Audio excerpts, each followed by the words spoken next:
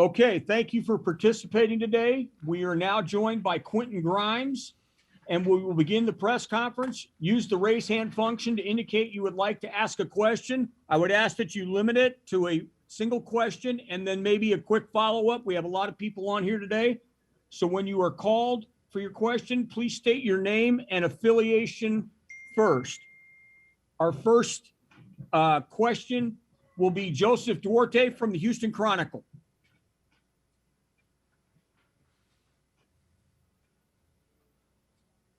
Hey, Quentin, can you hear me? Yep. Hey, Quentin, you just describe, getting off to the start with losing Dejan. Looked like y'all had to make some adjustments. Maybe the shots weren't falling earlier. What you guys did after that to sort of get things going? Yeah, everybody knows Dejan's our leader. He's our connector. He's our coach that's on the floor. And just when he came down, I was like, Jamal came in, gave us good minutes. We had to make some adjustments defensively. And then once we knew that he wasn't going to come back in the second half, we kind of got in our flow. We kind of knew what we were doing. We knew what we had to execute offensively and defensively. And I feel like we stuck to the new game plan, and we did really well. Was there something early with maybe, I don't know if it's the backdrop or something, that was a little bit tougher to get going? It looked like some of the shots weren't, they were kind of uncharacteristically off. Yeah, the gym is pretty big, and that kind of threw me off at the beginning. I had to get used to it a little bit. So, yeah, I think that was why my shots were short a little bit. Thanks. Next question comes from Greg Bailey, ABC 13. And Quentin, if you could, just what do you think you guys did so well to begin that second half, and how were you able to carry it through to really run away with this thing? Yeah, Coach emphasized that the first 5 minutes of the second half were going to be the most important, and I feel like we came out, we played Cougar basketball, we got early stops, ran in transition, got the shots that we normally shoot and like to take. Marcus got going a little bit, T-Mark, I got going a little bit. It just kind of feeds out that we feed off the bigs' energy, coming in, playing hard like that, getting offensive rebounds, and we just kind of played Cougar basketball in the second half. If I could quickly check on you, it looked like you grabbed your back at one point but continued on. You okay? Yeah, I'm good. I just kind of got banged up a little bit in the boards, but I'm good, though. Thank you. Next question comes from Chris Baldwin of Paper City Magazine. Hey, Quentin, you talked about the adjustments with Dejan, but how hard is it just to see him go out like that? And did you have a chance to talk to him and get a sense of how he's doing? Yeah, it's tough just knowing how much he does for this team. Defensively, defensive player of the year, rebound and assist, can get a bucket. I think he's doing pretty good right now. I know that. I think they just didn't want him to come back in and injure him even more. I think he's like stiff right now, but I think he's doing pretty good though.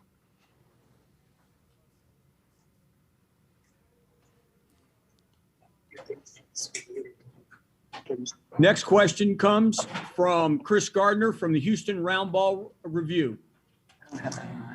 Quentin, what did you guys say as players, teammates, say at halftime? That we just need to just blow the lead up. Usually when teams get up like that, we know that we watch film on them. They were down a little bit at halftime, but they're a resilient team. We knew that we had to come out there and kind of hit them in the mouth first, and I feel like that's what we did. We got the lead, and we were able to kind of play Cougar basketball, which is defensively, we getting stops and leading to easy buckets out there in transition. Thanks. Next question is from the Daily Cougar, Andy Yanez.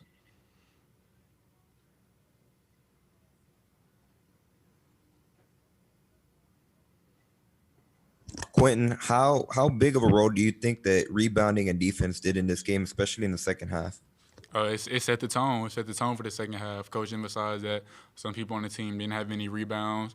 He emphasized that we're not getting the right switches. That defensively, we had some mistakes that were on the scouting report. And I feel like once we kind of corrected those and people started getting locked in, really super locked in, that's when we kind of started to take off in the second half.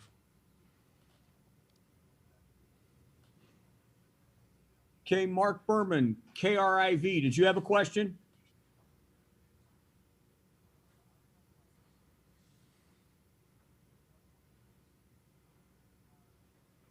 Can you hear me, Quentin? Yep.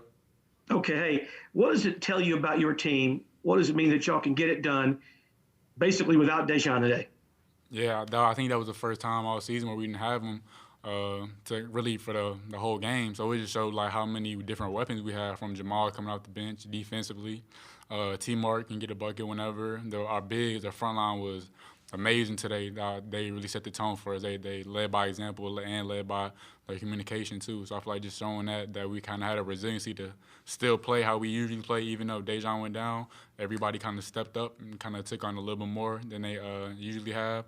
It showed that we kind of are a good fighting team. We can hold off people even when one man goes down. What did Kelvin say to you guys after the game? That he was proud of us. He was proud of us. He was proud of how hard we played in the second half. First half, we had some mishaps with the scouting report and everything, but in the second half, we were locked in, and that we played like I can't Cougar basketball, really. Thanks. Thank you, Quentin, for your time, and best of luck in the next round. We will be joined momentarily by Coach Sampson. And again, you can use this time to raise your hand if necessary to speak to Kelvin. And again, you can text me at 812-322-1437 if you need to give me either your name or the affiliation that you're at, and I can add it here if you can't do it yourself. 812-322-1437. Thank you.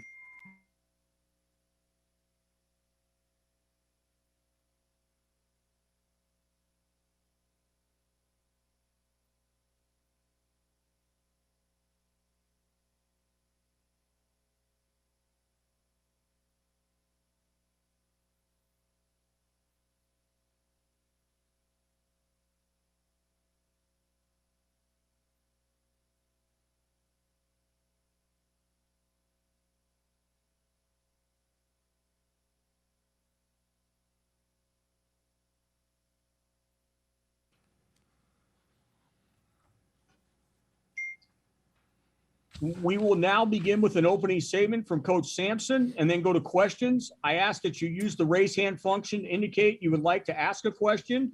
And when you are called upon for that question, please state your name and affiliation. Coach, if you can give us a brief opening statement, then we'll go ahead and go to questions. Okay. I think our kids were a little bit nervy, maybe staggered even when Dejan Giroux went down. He's not only our starting point guard, but he's also our leader, emotional leader, leader on the floor. Does a lot of things for this team, and he was tremendous over on the sideline in support of his teammates.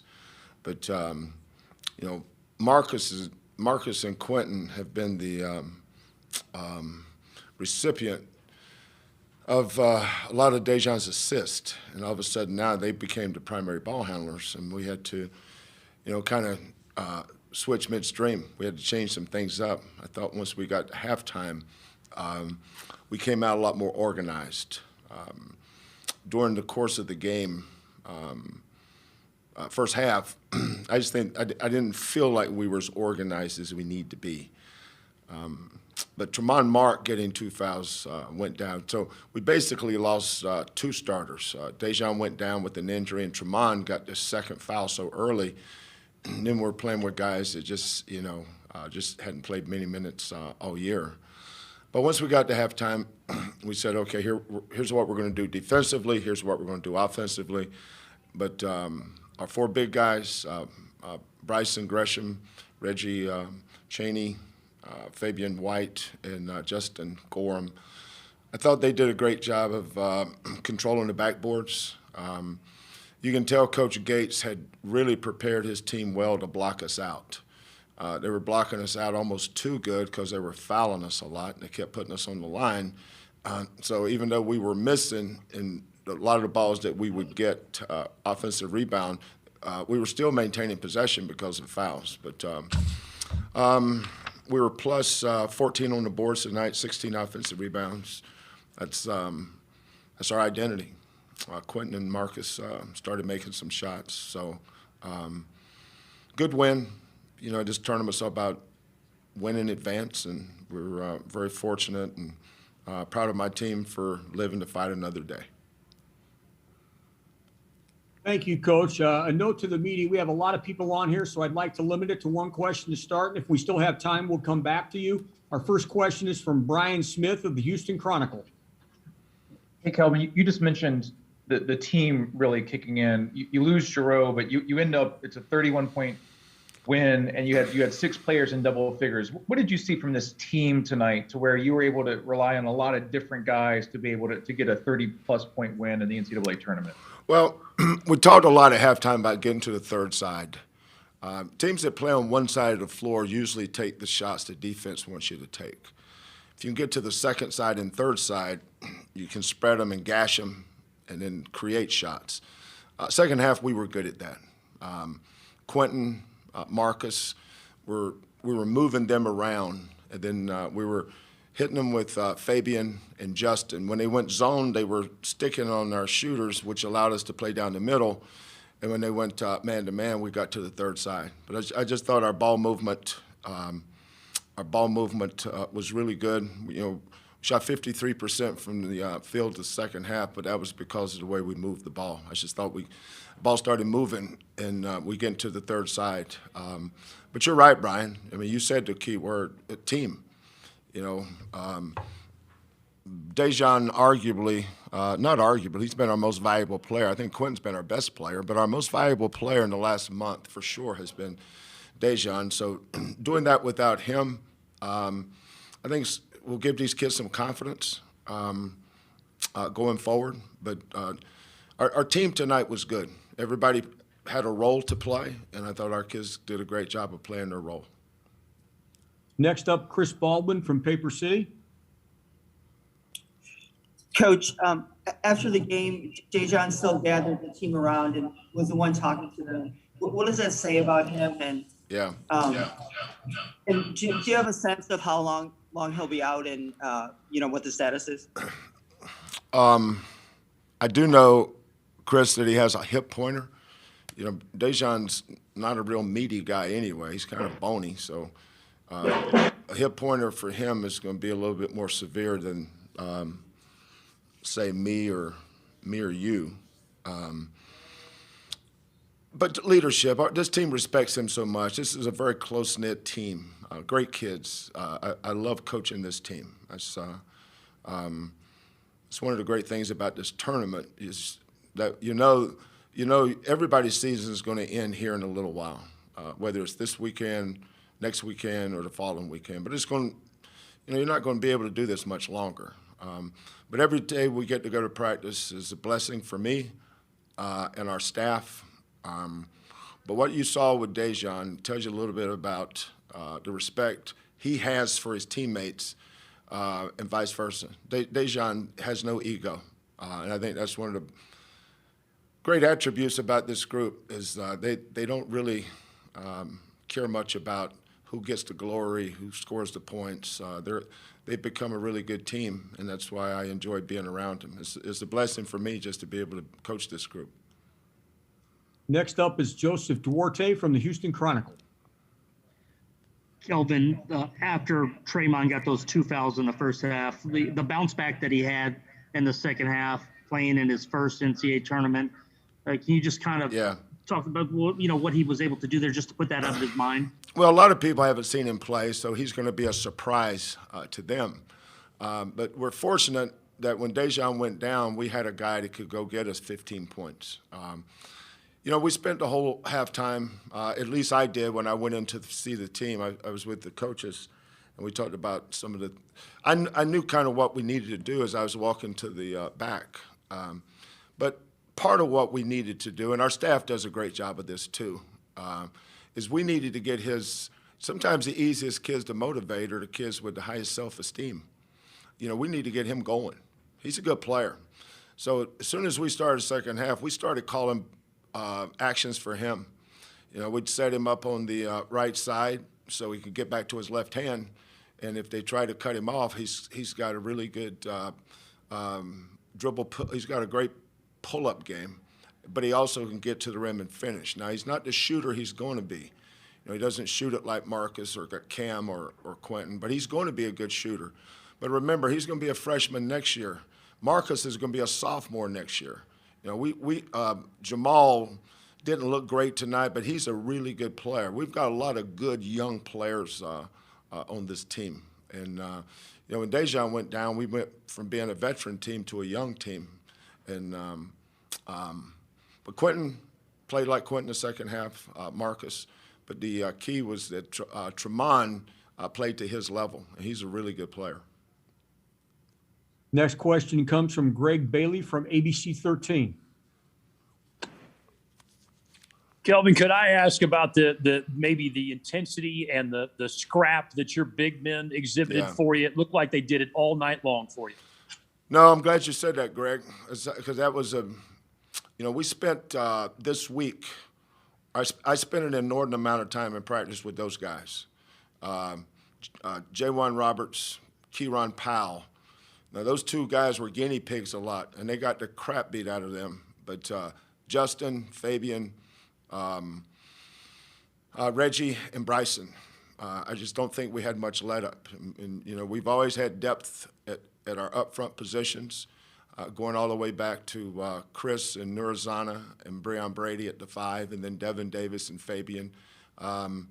That's 5 really good players, and now we have 4. So actually, we're down 1. But J1's capable. He just, he dislocated his right thumb, so he's been out for a while. But tough. Still thought they were scrappy and tough. We knew that we have our kids convinced that we're not going to beat many teams with our first shot. So we have to be a second and third shot team. I think over time that wears teams down, and it can be demoralizing, especially in the second half. But when we're offensive rebounding and getting out in transition with defensive rebounds, I think that's when we're at our best. And our bigs are obviously the catalyst for that.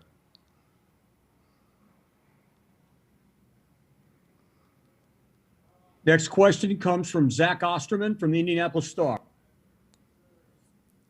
Kelvin, sorry, forgive me, kind of offbeat, but just the last couple of days, just how strange has it been, just the way the building's changed, I guess, just kind of seeing what's different from so many years ago and maybe what isn't different when you talk to these guys about getting ready to play in this specific sort of arena with these shooting lines and the court set up the way it is and that sort of thing.